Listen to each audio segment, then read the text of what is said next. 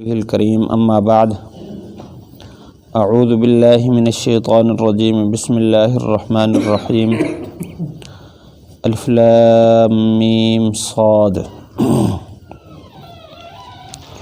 یہ سورۃ اعراف ہے۔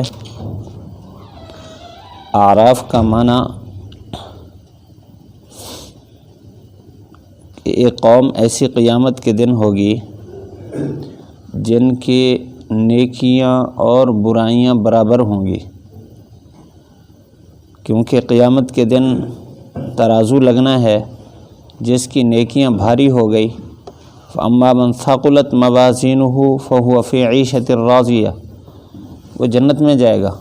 وَأَمَّا مَنْ خَفَّتْ مَوَازِينُهُ، جس کی نیکیاں ہلکی ہو گئیں، گناہ زیادہ ہو گئے، تو اس کا ٹھکانہ جہنم ہوگا۔ اور کچھ ایسے لوگ ہوں گے جن کی نیکیاں اور برائیاں برابر ہوں گی، تو جنت اور جہنم کے درمیان ایک دیوار ہے۔ اسی صورت میں اس کا تذکرہ آ رہا ہے، اس کو اعراف کہتے ہیں۔ تو اس نسبت سے اس صورت کا نام سورۃ اعراف ہے۔ یہ صورت مکی ہے، اور مکی صورتوں میں جس طرح مضامین کی ترتیب ہے کہ اس میں زیادہ تر عقائد کو ذکر کیا جاتا ہے، اور عقائد میں تین بنیادی عقائد توحید، رسالت اور قیامت، ان کا تذکرہ ہوتا ہے۔ تو اس صورت میں بھی انہی مضامین کا تذکرہ زیادہ ہے، توحید، رسالت اور قیامت۔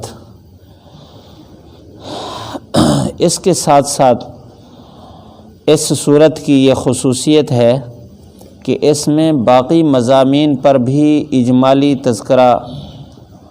تبصرہ کیا گیا، اجمالی تذکرہ ہے۔ اس صورت میں انبیاء علیہم السلام یعنی رسالت کے موضوع کو واضح کرنے کے لیے انبیاء علیہم السلام کا تذکرہ ہے۔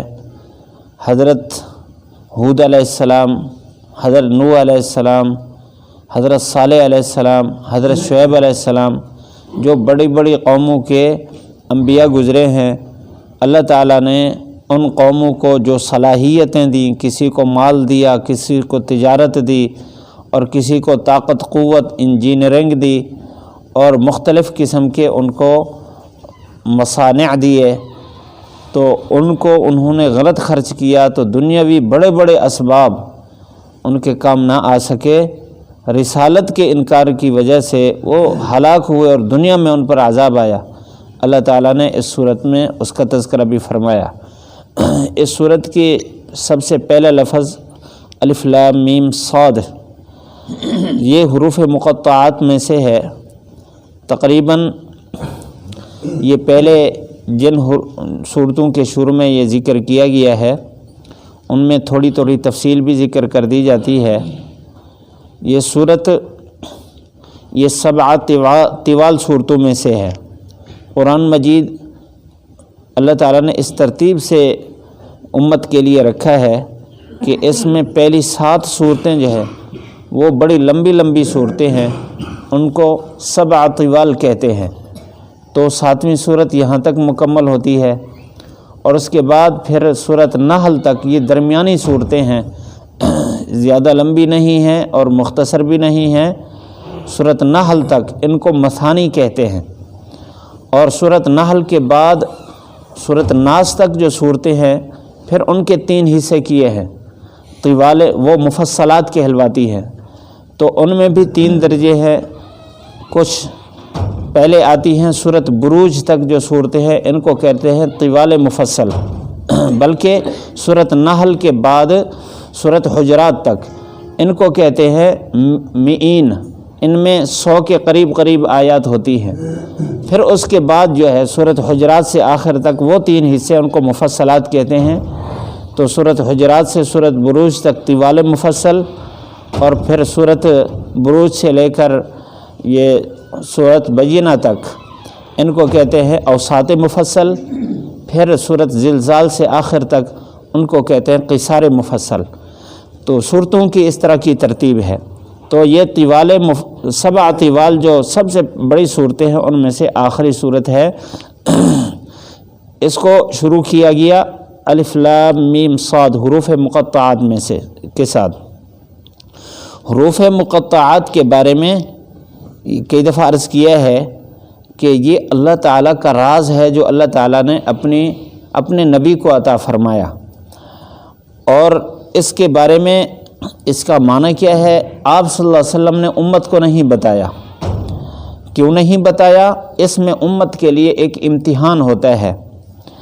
وہ امتحان اللہ تعالیٰ نے ذکر فرمایا سورۃ آل عمران کے شروع میں کہ یہ جو متشابہات ہیں، جو مشکل الفاظ اللہ تعالیٰ قرآن مجید میں اتارتا ہے، جن کا معنی صرف اپنے نبی کو بتایا ہے، امت کو نہیں بتایا، تو اس میں امت کا امتحان ہے۔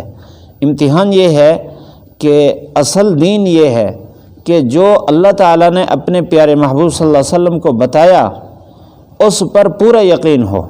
اس میں بعض چیزیں ایسی ہیں جو امت کے مشاہدے میں آ رہی ہیں، اور بعض چیزیں ایسی ہیں جو امت کے مشاہدے میں نہیں آ رہی۔ جو مشاہدے میں آ رہی ہیں تو ان کا مشاہدہ کر کے اس پر یقین کرے، جو مشاہدے میں نہیں آ رہی تو اس پر ایمان بالغیب رکھے۔ جس طرح یہ دنیا کا جتنا نظام ہے، یہ سارا کا سارا بہت سارا حصہ اس میں انسان کے مشاہدے میں ہے۔ اللہ تعالیٰ نے بتا دیا، آسمان سے بارش ہم برساتے ہیں، اور ہوا ہم چلاتے ہیں، بادلوں کو ہم جمع کرتے ہیں، زمین سے ہم اگاتے ہیں۔ یہ ایسی قدرت کی نشانی ہے جو انسان دیکھ رہا ہے، اور بعض چیزیں ایسی ہیں جو انسان کے مشاہدے میں نہیں ہیں۔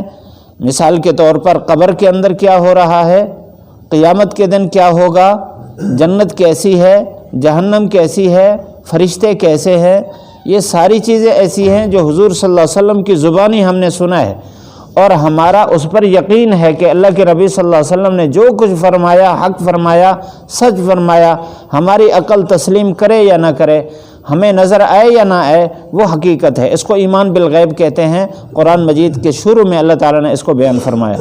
تو یہ جو قرآن مجید کے ظاہری الفاظ ہیں، اس میں بھی اللہ تعالیٰ نے دونوں طرح کے مضامین اتارے۔ کچھ تو ایسے ہیں جو امت کی، انسان کی سمجھ میں آتے ہیں، اور حروف مقطعات اور متشابہات، یہ دو چیزیں ایسی ہیں جو انسانی عقل میں نہیں آ سکتی۔ اللہ تعالیٰ نے صرف اپنے محبوب کو بتایا ہے۔ ہماری ذمہ یہ ہے کہ ہم اس پر اعتقاد رکھیں کہ جو کچھ اس کی مراد ہے وہ حق ہے، ہمارا اس پر ایمان ہے۔ وہ کیا ہے اللہ ہی بہتر جانتا ہے۔ اللہ تعالیٰ نے اپنے پیارے محبوب صلی اللہ علیہ وسلم کو جو بتایا ہے، اللہ کے محبوب ہی بہتر جانتے ہیں۔ اس وجہ سے اس کے بارے میں جو قطعی فیصلہ ہے وہ یہ ہے، اللہ اعلم بمرادہ بذالک۔ جلالین میں اس کا یہی مطلب بیان کیا جاتا ہے کہ اللہ ہی اس کی صحیح مراد کو زیادہ جاننے والا ہے۔ باقی بعض مفسرین نے اس کے مطالب کی طرف رہنمائی کی کوشش کی ہے، لیکن یہ ہے ان لوگوں کے لیے جن کے دماغ میں اعتراضات زیادہ آتے ہیں، ان میں ٹیڑھا پن ہے، تو ان کے لیے تھوڑی سی رہنمائی کر دی کہ آپ اس پر اشکالات میں نہ پھنسے رہیں کہ اس کا یہ مطلب ہوگا۔ تو وہ کہتے ہیں کہ الف لام میم جن صورتوں کے شروع میں ہے، الف لام میم کا عمومی مطلب یہ ہوتا ہے، الف سے مراد اللہ کی ذات ہے، لام سے مراد جبرائیل علیہ السلام، اور میم سے مراد محمد الرسول اللہ صلی اللہ علیہ وسلم۔ یعنی یہ جو کچھ بیان کیا گیا، یہ آگے جو آ رہا ہے، یہ اللہ تعالیٰ کی طرف سے جبرائیل علیہ السلام کے واسطے سے محمد صلی اللہ علیہ وسلم پر اترا ہے۔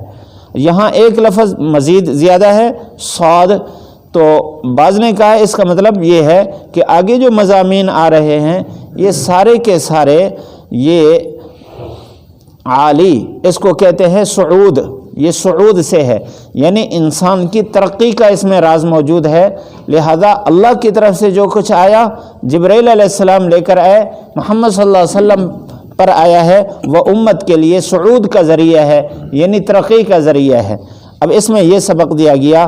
اس کے علاوہ اور بھی مطالب بعض کہتے ہیں کہ آگے جو مضامین آ رہے ہوتے ہیں ان سارے مضامین کا خلاصہ اللہ تعالیٰ یہاں بیان فرماتے ہیں۔ بعض کہتے ہیں کہ یہ اللہ کا نام ہے یا حضور صلی اللہ علیہ وسلم کا نام ہے، مختلف اس میں اقوال ہیں۔ بہرحال جو کچھ ہے اللہ ہی بہتر جانتا ہے، ہمارے ذمہ یہ ہے کہ ہم اس پر یقین رکھیں۔ اللہ تعالیٰ ہم سب کو عمل کی توفیق نصیب فرمائے۔ انشاءاللہ آگے اگلی آیت کل عرض کریں گے۔